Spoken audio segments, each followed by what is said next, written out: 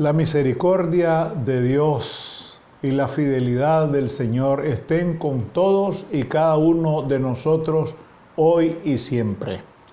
Vamos a concluir esta serie de reflexiones alrededor de la iglesia que Dios nos pide, la iglesia que Dios demanda de cada uno de nosotros para que respondamos a todos los requerimientos, a todas las demandas de su santa palabra.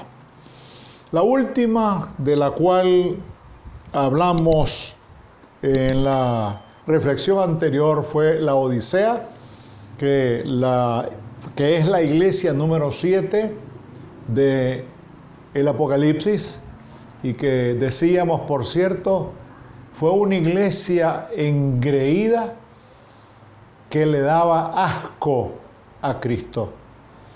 Entonces, volvemos a hacer la pregunta, o nos referimos nuevamente a esa pregunta que muchas personas suelen hacer. ¿Cuál es la verdadera iglesia?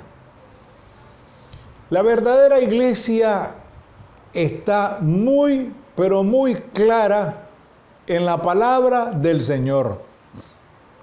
Es aquella, lo decíamos al inicio de esta serie de reflexiones, que responde a todos los requisitos establecidos, señalados de una manera explícita en la Biblia.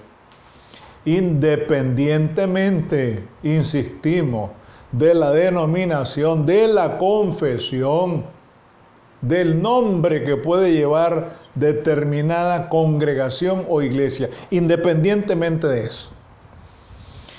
Entonces, lo que vale, lo que Dios nos pide, es lo que Él señaló y señala en su santa palabra.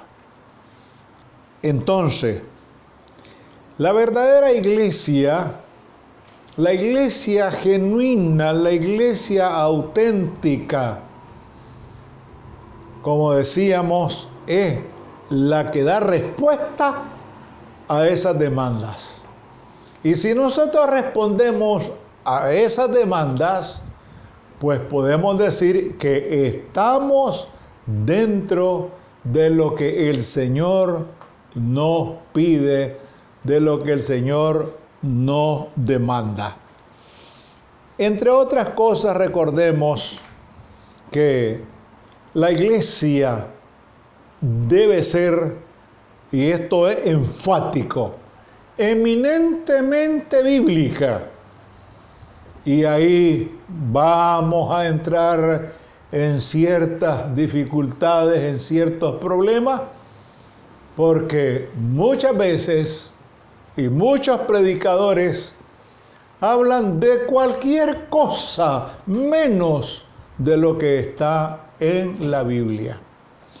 Y eso nos ayuda a darnos cuenta de que uno de los principios fundamentales de la iglesia cristiana es la Biblia como única norma de fe y conducta.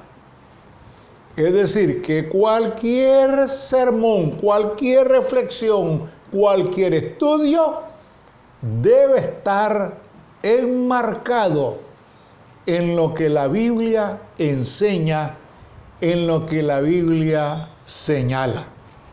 Entonces, cualquier enseñanza, cualquier doctrina o argumento que esté fuera de las Sagradas Escrituras, para nosotros debe ser inaceptable e inadmisible. Un detalle muy, pero muy importante. Los cristianos no somos bibliólatras, no. ¿Y qué significa eso? No somos adoradores de la Biblia. No, pero sí somos bibliófilos. ¿Qué significa eso? Amigos de la Biblia. ¿Por qué? Porque queremos empaparnos cada día del contenido de la palabra para compartirlo, para enseñarlo, para predicarlo. Y en las Sagradas Escrituras encontramos dos ejemplos que son muy claros y muy reveladores y que nos ilustran para ser eminentemente bíblicos. Número uno, Jesús dijo: no penséis que he venido a abrogar la ley o los profetas. No he venido para abolir, sino a cumplir. Mateo 5:17. ¿Por qué señalamos esto? Porque hay algunas iglesias que dicen: no, es que eso es del Nuevo Testamento, eso no vale. Pero si Jesús le está dando toda la relevancia y la importancia al Antiguo Testamento, ¿quiénes somos nosotros para decir eso no tiene importancia, eso no vale? Y a veces hasta para justificar ciertas demandas que aparecen ahí mismo, digo, en el Antiguo Testamento. Si Jesús cumplió y Él nos manda a cumplir, ¿por qué no lo vamos a hacer? He ahí la primera razón. La segunda, fíjense que el apóstol San Pedro, y esto fue después del Pentecostés, en los dos primeros sermones que él pronunció fueron estrictamente bíblicos. Prácticamente él hizo un recorrido, podríamos decir ya en términos más recientes, hizo una historiografía de la Biblia. En los dos primeros sermones, que fueron estupendos y monumentales, eminentemente bíblicos. Por otro lado, la iglesia, además de ser bíblica, debe ser profética. Este otro asunto también que se ha vuelto una gran dificultad. ¿En qué sentido? Porque el profetismo se ha tomado ahora algo así como un sinónimo de predicciones, como se ha estado haciendo o lo hacen los que elaboran el pronóstico del tiempo, por ejemplo. Y resulta, y esto tiene que ser muy claro, y por eso es que insistimos en que hay que leer la Biblia. La profecía está en la Biblia. ¿Cómo voy a inventar yo cualquier cosa? Es que el profeta tal, el profeta cual. Saben ustedes que en el Antiguo Testamento, y esto está en Deuteronomio, aquellos profetas que surgían por ahí, que no eran más que charlatanes, como muchos que hay ahora, había que cortarles la cabeza. Imagínense ustedes qué crueldad, qué duro eso. Había que cortarles la cabeza. Imagínense cuántos estarían decapitados ahora si se aplicara esa ley por decir tantas falsedades. Y lo triste es que esas falsedades arrastran a mucha gente que no quiere leer la Biblia. Y esos falsos profetas siempre han existido y van a existir. Eso es en cuanto a la profecía. ¿Y qué significa la palabra que la iglesia debe ser profética? No debe ser jamás en un sentido de vaticinio o de predicción. Y propio de las distintas culturas, por ejemplo los mayas, y aquel señor que hace algunos años allá de Family Radio, creo que de California, dijo, él predijo el fin del mundo en mayo, por cierto, hasta puso fecha, ahora no recuerdo en qué año. pero ya hace algunos años. ¿Y qué resultó? Que a los pocos meses de haber hecho esa predicción, esa profecía, entre comillas, este señor se fue de este mundo. Así es que hay que ser cuidadoso, no hay que jugar con cosas que son tan serias. Entonces, la preocupación principal de la iglesia debe ser siempre hablar de la palabra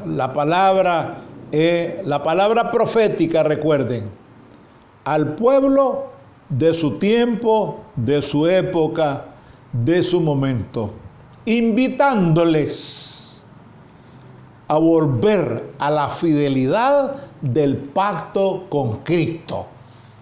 Ese, en segundo lugar, el rol profético de la iglesia se encuentra en la fidelidad al Señor. El principal y más grande compromiso de la iglesia de Jesucristo es con el reino de Dios en este mundo.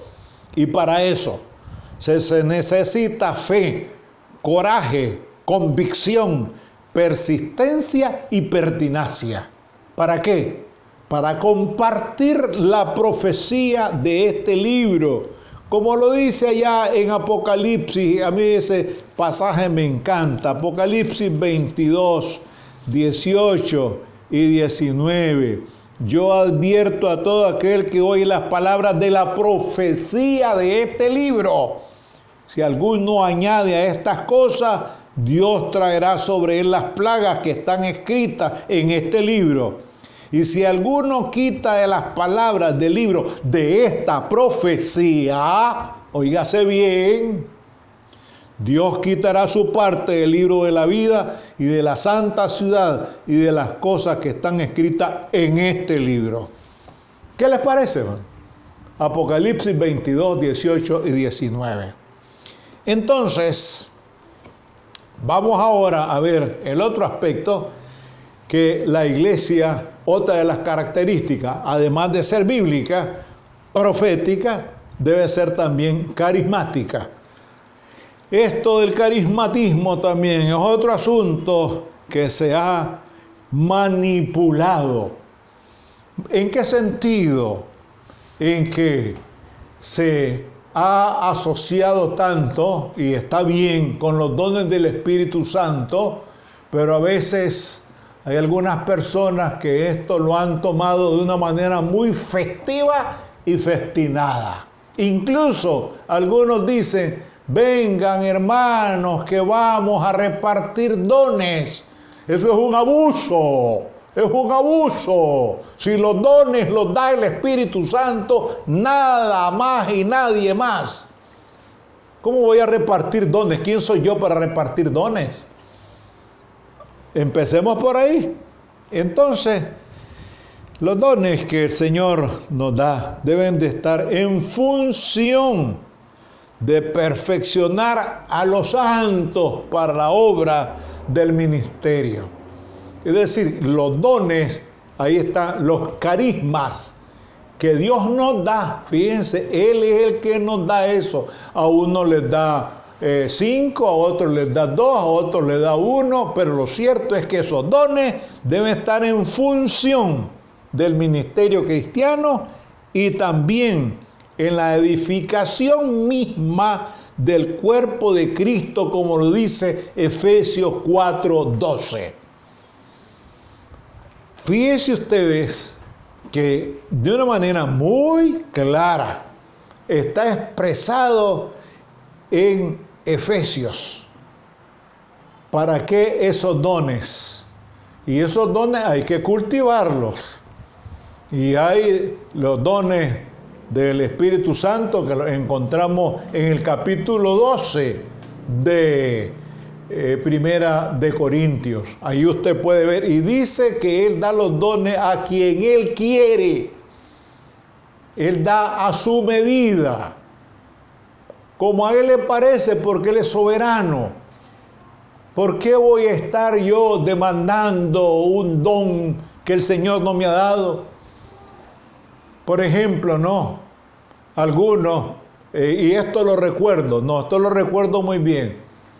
Hace como unos 40 años y quizás más, un pastor me preguntó: hermano, ¿usted habla en lenguas? No hablo en lenguas, le digo, nada más que la lengua materna, le digo.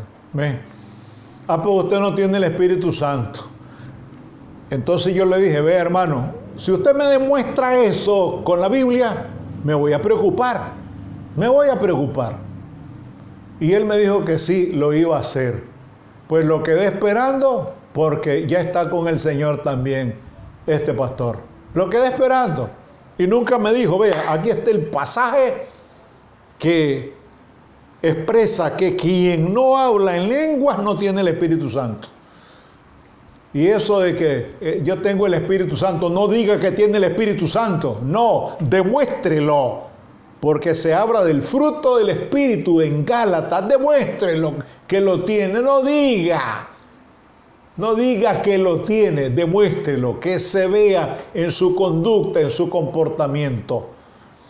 Pidámosle al Señor para que nosotros seamos fieles a esas demandas. Que seamos bíblicos, proféticos y carismáticos, usando los dones para la edificación del cuerpo de Cristo, que es su iglesia. Gracias, Señor, una vez más, porque nos has dado el privilegio, la oportunidad de compartir siempre el mensaje de tu palabra. Danos sabiduría, danos inteligencia de lo alto, danos la capacidad, la claridad y la sencillez para compartir tu santa palabra. Permite que tu iglesia pueda permanecer firme, pueda permanecer fiel, que sea bíblica, profética y carismática. Nos ponemos bajo tu cuidado en el nombre sacrosanto de tu Hijo amado, nuestro Señor y Salvador Jesucristo. Amén.